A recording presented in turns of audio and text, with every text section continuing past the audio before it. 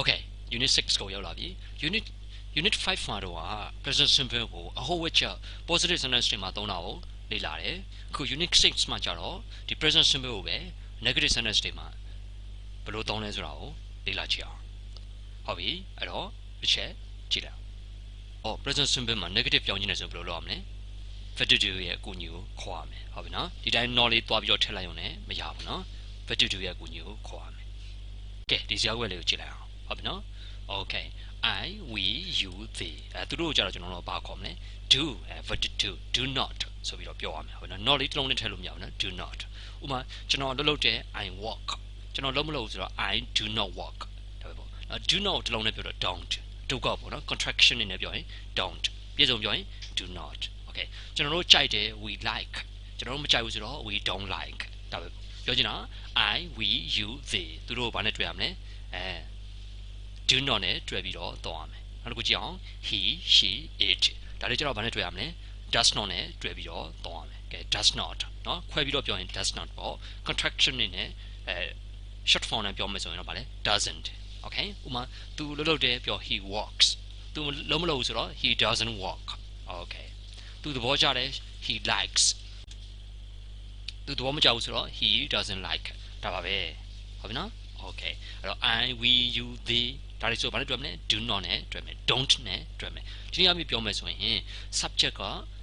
plural เนาะတခုတည်းပို့ပြီးတော့ဖြစ်နေတယ်ဆိုရင်ဗာလဲနဲ့ do not ကိုတွေ့ပြီးတော့သွားမယ်ဟုတ်ပြီနော် he she it သူတို့ကြတော့ဘာနဲ့တွေ့မလဲ does not နဲ့တွေ့ပြီးတော့သွားမယ်ဒီနေ့အမြင်ပြောမယ်ဆိုရင် subject က singular တခုတည်းရှိနေမယ်ဆိုရင်ဘာလုပ်မလဲ doesn't နဲ့တွေ့ပြီးတော့အငြင်းလုပ်ရမယ် okay အဲ့တော့ပုံလေးကိုကြည့်အောင် coffee တောက်မလားပေါ့အဲ့တော့ပြောတယ် no thanks မတောက်တော့ဘူးတဲ့ I don't drink coffee I don't drink coffee I do not drink coffee เนาะကျွန်မ coffee မတောက်တတ်ဘူး coffee မတောက်ဘူးပေါ့เนาะ coffee တောက်လို့မရှိဘူးတဲ့ I do not drink coffee ကျွန်မ coffee မတောက်ဘူး okay အဲ့တော့ဒီမှာကြည့်အောင် she doesn't drink coffee or she ဆိုတော့ does not ပေါ့ doesn't she doesn't drink coffee သူ coffee မတောက်ဘူး okay coffee တောက်တဲ့အလေးချက်မရှိဘူး okay အဲ့တော့ဒီမှာတစ်ဆက်တည်းပြောချင်တာဟာเนาะတယောက်ကကိုလာပြီးတော့ကန်လှမ်းနေပေါ့နော်တခုလာပြီးတယ်ပေါ့အဲ့ဆိုကိုက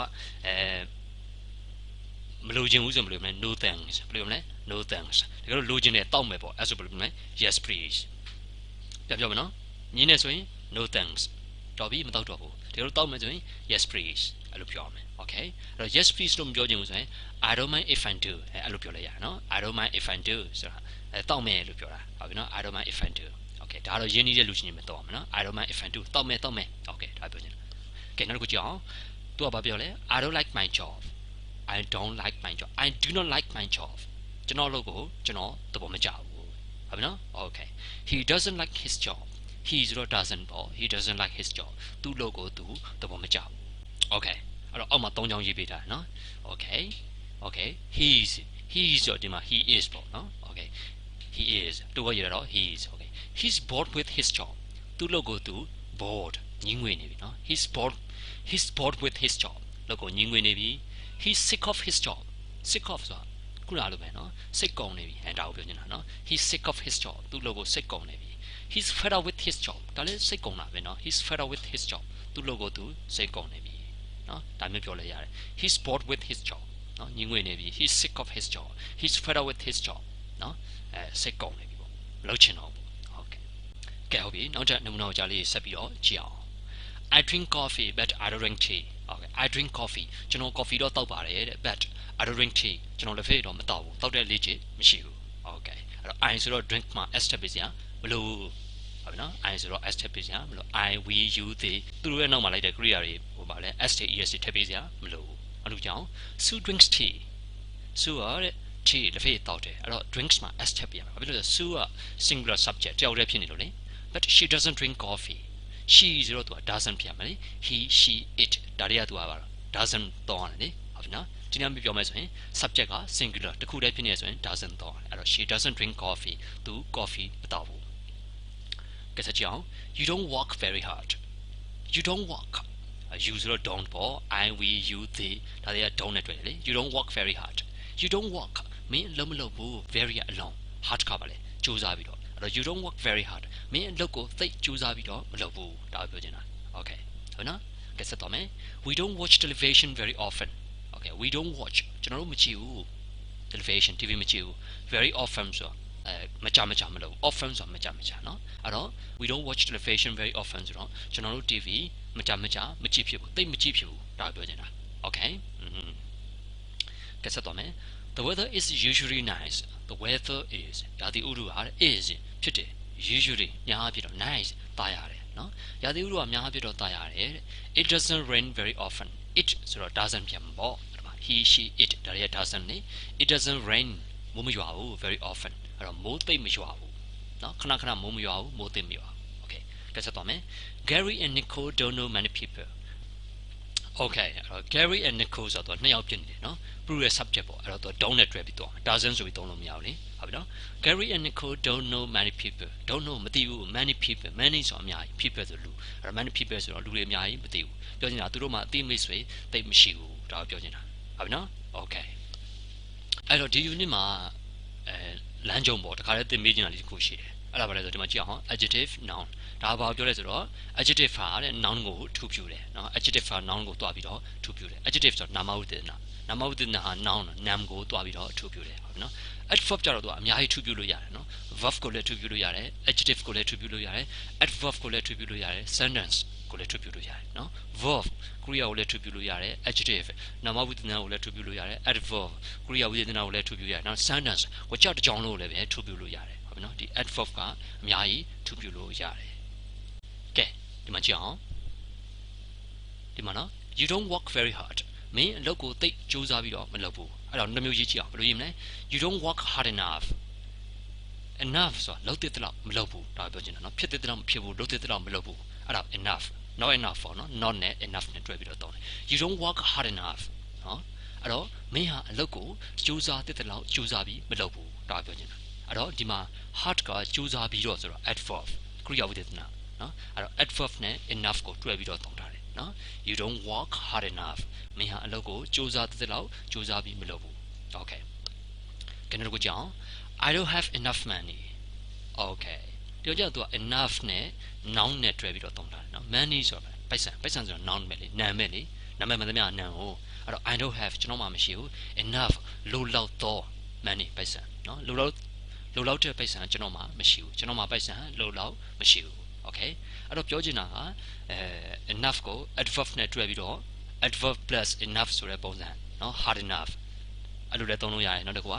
enough plus noun enough money ဆိုတဲ့ပုံစံလည်းသုံးလို့ရတယ်ဟုတ်ပြီနော်ဒါနောက်ပိုင်းကျရင်ဆက်သင်ပေးဦးမယ်ကဲဆက်ကြည့်အောင် I don't like Fred နော်ကျွန်တော် Fred ကိုသဘောမကျဘူးနော် okay and Fred doesn't like me Fred ကလည်းပဲကျွန်တော်ကိုသဘောမကျဘူး Fred doesn't လို့ပြောတယ်ဘာဖြစ်လို့လဲ Fred က singular subject တခုတည်းရှိတာမလို့လေတယောက်တည်းရှိတာမလို့လေ okay ကဲဆက်တော့မယ် my car doesn't use much petrol my car ကျွန်တော်ကားတော့တစ်စီးပဲလေဟုတ်ပြီနော်အဲ့တော့ doesn't ပေါ့ my car doesn't use မသုံးဘူးတဲ့ much ကအများကြီးနော် petrol ဆိုတာဓာတ်ဆီပေါ့နော်ကျွန်တော်ကဓာတ်ဆီအများကြီးမသုံး petrol American တော့ဒါကို gas လို့ခေါ်တယ်အဲ့ဓာတ်ဆီကိုပဲသူ American gas လို့ခေါ်ဟုတ်ပြီနော်ကဲဆက်သွားမယ် sometimes he's late but it doesn't happen very often sometimes ဆိုတာဒါသင်ပြီးသားနော်ရှေ့ခါမှာတခါတလေလို့ပြောတာနော်တခါတလေမှာ he is late သူနောက်ကျတယ် is က verb to be late ကနောက်ကျတော့ဆိုတာ adjective verb to be plus adjective but ဒါပေမဲ့ it doesn't happen ဆိုတာဖြစ်တယ် it doesn't happen ဆိုတော့မဖြစ်ဘူး very often ဆိုတော့ခဏနော်ဒါမျိုးခဏမဖြစ်ဘူး it doesn't happen very often နော်ဒါမျိုးခဏမဖြစ်ဘူးပြောချင်တာတခါတလေတော့နောက်ကျတယ်ဒါပေမဲ့ခဏနောက်ကျနေရတော့မဟုတ်ဘူး okay အဲ့တော့ဒါမျိုးခဏမဖြစ်ဘူးလို့ပြောချင် it doesn't happen very often လို့ပြောတယ်အဲ့တော့မှကွာဖြစ်ခဲတယ်ပေါ့ကြိုတော့ကြိုခံပေါ့နော်ဖြစ်ခဲတယ်အဲ့ဒါဆိုရင် it seldom happens လို့ပြောလိုက်ရတယ်ဒါမှမဟုတ် it rarely happens လို့ပြောလိုက်ရတယ်ဟုတ်ပြီနော် it seldom happens ဒါမှမဟုတ် it rarely happens okay တစ်ဆက်တော့မယ်